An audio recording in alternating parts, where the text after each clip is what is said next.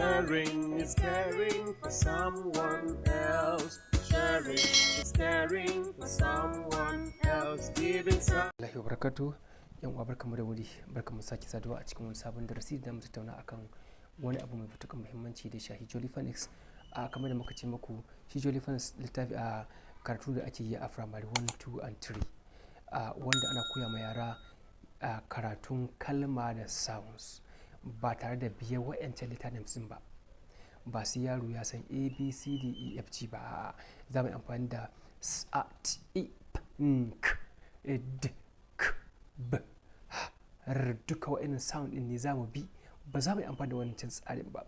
Saboda wancan tsarin yana da wahala ga yaro ɗan ƙarami ya san ya iya haɗa kalma da su. Saboda an ce mishi SAT, ya zai yaro ya san da cewa wannan shi a kira da SAT idan ba haddacewa ya ba. To wannan za mu yi amfani da wannan sounds ne domin yaro ba su ya haddace ba, zai iya haɗa da kanshi. Ka ce mishi SAT, SAT, SAT, SAT, kaga ko da shi idan ya faɗi shi da sauri SAT, su ne ka faɗa sounds ɗin ne, sai yaro ya faɗa da sauri za ka ga ya bashi kalma completely. Don haka wannan ne zai taimaka wa yaro ya iya rubutu da karatu cikin sauƙi. Don haka sai ku biyo mu ɗan tattauna akan wannan al'amari mai matuƙar muhimmanci. To kamar yadda ce muku da shi Jolly Phonics abu ne wanda yake da ɗaukan hankali kuma yake taimaka ma yara, kuma yake taimaka ma iyaye, kuma yake taimaka malamai. Don haka akwai abubuwa guda biyu da zamu tattauna akan su yanzu. Na farko zamu tattauna akan abu da ake da 5 basic skills.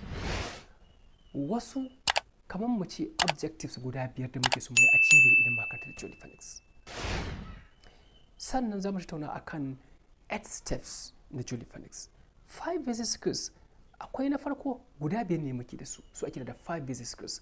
Na farko muna da learning the letter sound, yanda za mu koyi sound din nan, in za mu koyi sound din kalmar da muke a ranar nan.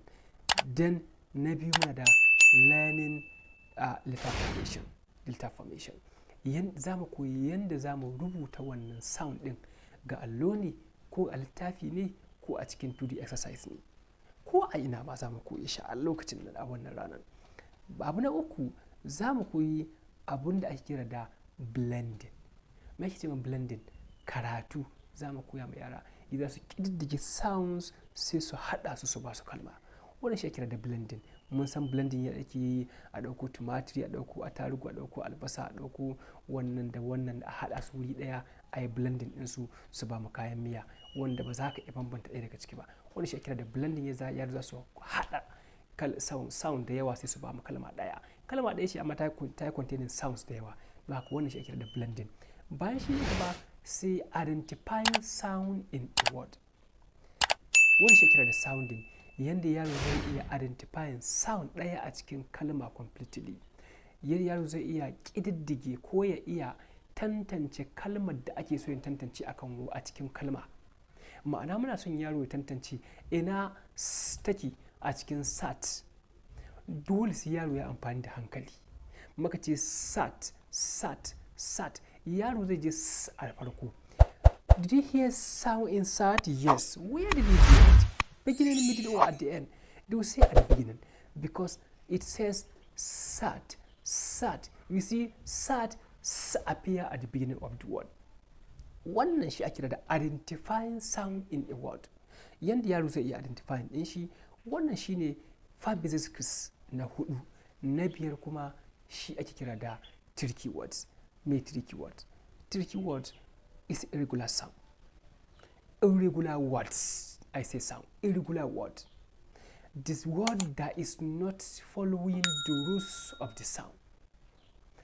Kalma ce wadda wurin karanta ta bata bi tsarin sounds din ba, su ake da tricky. Saboda wahalan karantawa ga yaran suka koyi Jolly Phonics. Amma idan yara suka koyi 42 letter sounds din completely, yanzu a dawo separately a koya musu za su tafi da waɗannan tricky words din. Shine 5 basic skills na 5. Amma ba za a fara na 5 din nan ba sai an kammala littafin yara completely. Can peji na mai bi na ƙarshe can ne ke da tricky words, can ne za a yi shi. Bayan mun kammala Facebook 1 za mu ci gaba da tricky words cikin Facebook 2 mu ta koya musu har su iya su completely. Don haka wannan ne muke so mu tattauna akai. Bayan shi nace muku za mu tattauna akan 8 steps. 8 step na ce muku muna da story shi na farko, na biyu muna da action, na uku muna da flashcard, muna da formation, muna da blending, muna da sounding, muna da dictation, sannan muna da jolly song. Wannan abubuwa guda 8 su ake kira da 8 steps, matakai da zaka bi ɗaya bayan ɗaya har ka kai cikin 8 step ɗin ka kammala karanta da jolly phonics ɗinka, yaranka kuma su iya karatu sosai. Wannan ni za mu tattauna a kai, ina fatan zai amfane mu gaba ɗaya da ni da ku. Don Allah ina roƙon duk wanda ya shigo kallon wannan bidiyon ya danna min alamar subscribe, sannan ya danna min alamar ƙararrawa, saboda ba malamai kaɗai da ke karantarwa a firamare wannan abu yake amfana ba. Wallahi idan ina da yaro a gida zan zauna da shi in koya mishi wannan abu, domin zai taimaka mishi ya iya karatu da rubutu ba tare da malamin da ke karantar da shi a cikin aji ya sani ba, kuma malamin zai ji mamakin shi ta iya karatu, saboda hanya ce mai matuƙar sauƙi. Kai da yaron kare kaɗai ka zama da shi ɗaya ko biyu, su biyu ne ko uku, ka zama da su cikin sauƙi ka koya musu, sun iya, za ka ga suna zuwa makaranta, abin suke samun makaranta wanda kake ba su a gida ma zai yi ƙarfi, zai yi sa su iya karatun. Saboda me? Saboda kai kewa abinka. Sannan kuma dama jolly phonics a duk cikin firamare babu wani subject kwaya ɗaya da ya kai shi muhimmanci. Don haka ina mana fatan alkhairi.